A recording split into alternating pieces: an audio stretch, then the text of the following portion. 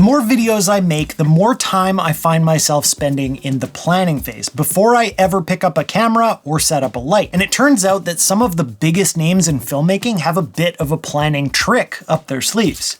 Epic teams like Pixar or directors like Wes Anderson are known for using something called an animatic, basically a rough, timed out version of their films using voiceover, music, and visual storyboards. They use it to map out everything before they ever start shooting or animating, and I've always wanted to try one of them on my own projects. So in this video, we're gonna give it a shot and see what it's really like to plan a video this way, and maybe you'll even want to do it for your own videos. And we're gonna do it with the help of some amazing tools from Artlist, who are also sponsoring this video.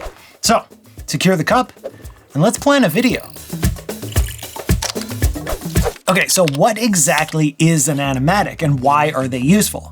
It's basically a rough version of a video or film made up of visuals, voiceovers, music, and sound that lets you test out the timing, the tone, and the pacing before you actually go film anything. Think of it like a storyboard that's been brought to life just enough to feel like a mini movie preview. In fact, they're often made using the actual storyboard frames for the film or movie that's going to be made.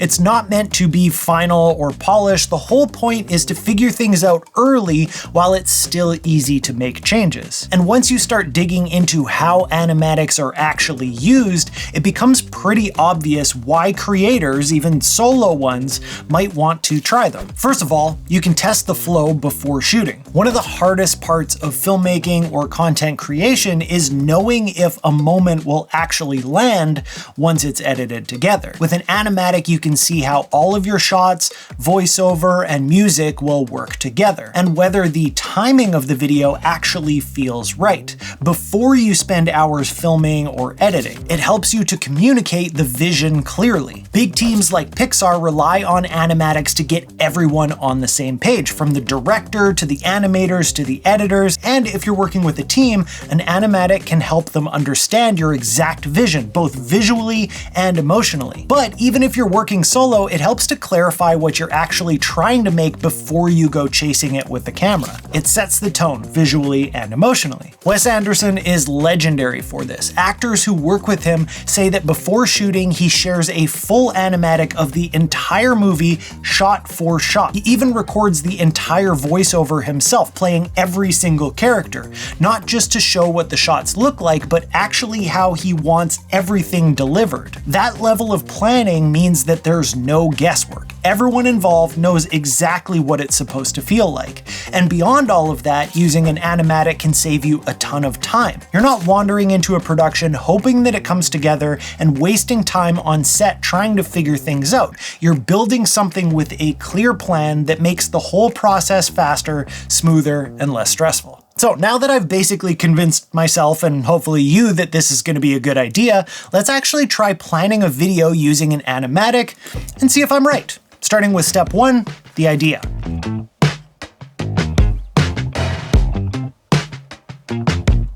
Since this video is sponsored by Artlist, I thought, why not plan a spec ad for Artlist? And who knows, if the animatic turns out really good, and maybe if we pressure them enough down in the comments section, maybe they'll actually want to hire me to make the ad in the end. So the idea that I had for this spec ad is built around a filmmaker who creates videos for small local businesses, but he's got big ideas and the businesses have tiny budgets.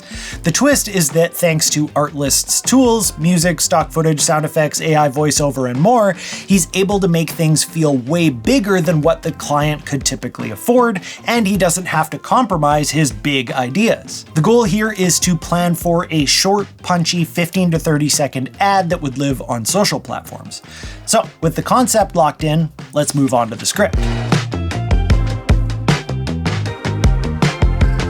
Now, I don't claim to know a lot about script writing, and most of the scripts that I write involve me just getting super nerdy talking about camera stuff, but for this kind of video, my plan is to start by getting down as much of the voiceover and dialogue as I can, and then just to get the story from start to finish. Then, on the next couple of passes, I'll go back and start filling in some of the actions or visual direction notes that might be happening during each part. Once I've got something that feels pretty solid, I'll type it up and likely toss toss it into something like ChatGPT just to help clean it up and format it properly. Okay, so now that we have a script to work from, there are kind of two ways that we could go. We could either start working from the visual side, building out a rough storyboard and figuring out how the video might look, or we could go to the audio side and start building the timing and tone through a voiceover. And honestly, I went back and forth on this quite a bit, but since timing is such a big part of what makes an animatic work, I think the next step for me is going to be to build out that voiceover. To do the voiceover, I'll be using Artlist's new voice-to-voice AI tool, which basically lets me take a recording of my own voice with the tone and the pace that I want and convert it to any of the available voices that they give to me. You can also just paste in the dialogue that you have written out and let it generate the audio for you, but I really like the idea of being able to perform the line the way that I want it and then just turn that into a different voice. This is also perfect for our animatic because we need a voice for the narrator, and we also need a voice for our main subject. Now, I'm pretty sure that when Wes Anderson does all the voices, he actually makes up different voices for each of his characters, but maybe someone should get him an Artlist subscription. So firstly, I'll record each of the lines for the different voices that I need.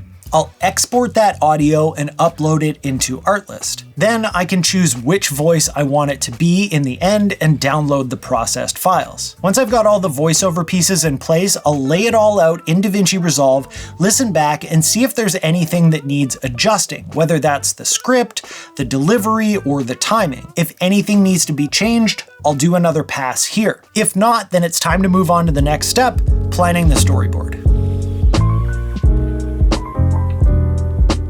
Now, this is probably going to be the most laborious part of the process. Laborious? Is laborious a word? I think that's a word. Firstly, I'm going to dissect the entire script and add each line or beat into a spreadsheet with the timestamp for that moment in the next column, which I can grab from DaVinci Resolve since we already have it all timed out.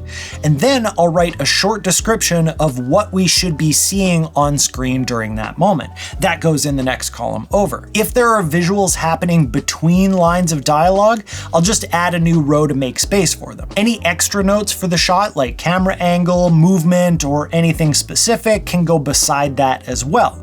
And I've seen storyboard templates that include everything from camera model, focal length, lens choices, all sorts of things. But for this, I'm just going to include the info that I think is necessary for me and hope that that doesn't come back to bite me later. Once we feel good about the visual descriptions, we'll start generating images using Artlist's AI image generation tool, which is perfect for someone like me who can't draw their way out of a paper bag. We'll take each visual description one by one and turn them into storyboard frames.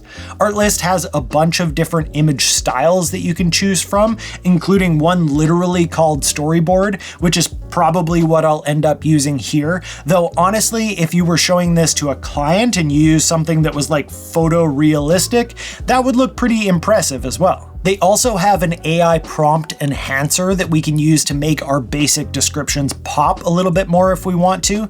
And the trick is making sure that those prompts contain the right style, subject, and detail. And this is where all of that prep work really starts to pay off. And keep in mind, you might need to tweak and regenerate the images a few times before you get something that really works. And then you have to make sure you're organizing and keeping the ones that you want in the right places. Now, once we've got all our images generated for each beat, we hit another little crossroad. We could A, drop the still images straight into our timeline on top of the voiceover that we already have all timed out, or B, we can use Artlist's image to video tool to animate a few of them and make our animatic actually move. I think I'm just going to animate a couple of the frames, the ones that seem to make the most sense to me, and leave most of them as stills.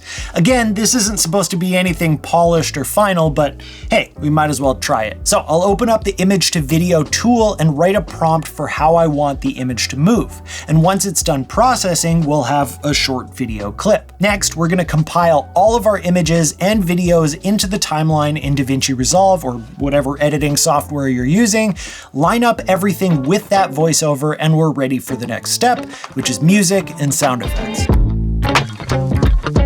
For For the music on this one, I'm thinking something kind of comedic and orchestral, something that feels playful and cinematic, but also works in little bits and pieces throughout the video. So I'm gonna use the filters on Artlist to narrow it down, and then just download a bunch of options to play with. Basically, I'm just gonna be mixing and matching the filters, things like funny, playful, commercial, classical, maybe even jazz, just to see what fits best in different sections. As for sound effects, I'll go through the Animatic and look for any visual moments that could use a little extra punch to them. I'll make a note of where those moments happen and then go searching for matching sound effects using Artlist's sound library. I suppose I could have added sound effect notes to the storyboard spreadsheet ahead of time. I'm just gonna include the info that I think is necessary for me and hope that that doesn't come back to bite me later. Noted for next time, I guess. Once I've got all my music and sound effects downloaded, I'll drop them all into the timeline and place them where they make the most sense, supporting the rhythm and tone of the piece without overdoing it, hopefully. And just like that, we're ready for the final assembly and edit. Honestly, at this point, we've already done most of the work. Now it's just about tweaking and touching things up until the pacing feels right and there's nothing left that we want to improve. We can try alternate music, we can swap out any visuals or voiceover that we think could be better, and we can add transitions or effects if we want to, just like editing any video, really. One thing that you see in a lot of animatics, even when they're made with storyboard images, is basic movement using keyframes. So if the shot is supposed to pan from one side to the other, you can add that motion in with keyframes, or if there's a zoom in and out, you can keyframe that in too. Anything that helps give a little more clarity to how the final shot is supposed to feel when it's actually produced. And once you've got all those little tweaks in place, you've got your final animatic, and it looks something like this. This is Taylor. Hi, I'm Taylor. Taylor makes videos for local businesses to use for social media and advertising, and they have big ideas. All right, just hear me out for a second. The problem is, the businesses have tiny budgets that don't match up with Taylor's big ideas. Luckily, Taylor has Artlist that they can count on to bring their big ideas to life without breaking the bank for the businesses. Not only does Taylor have access to unlimited music, stock footage, and sound effects, but they can also use the AI generation tools to create voiceovers, images, or video clips for their project. Combining these tools and their extensive skills with a camera, Taylor's able to consistently exceed the expectations of their clients, leading to return business and happy customers. Artlist. Create without limits.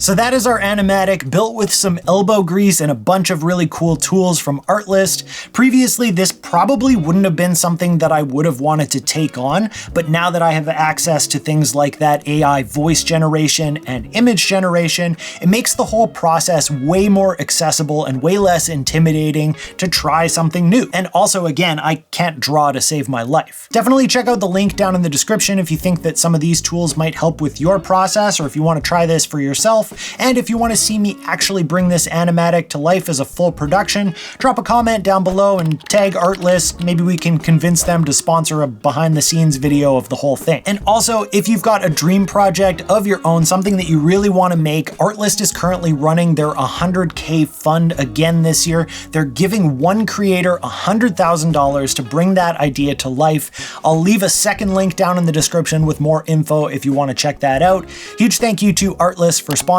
this video and continuing to be such an awesome partner to work with. Thank you so much for watching, and I'll see you next time. God, I love coffee. I'm getting sweaty. Did I do it? Dunna did it.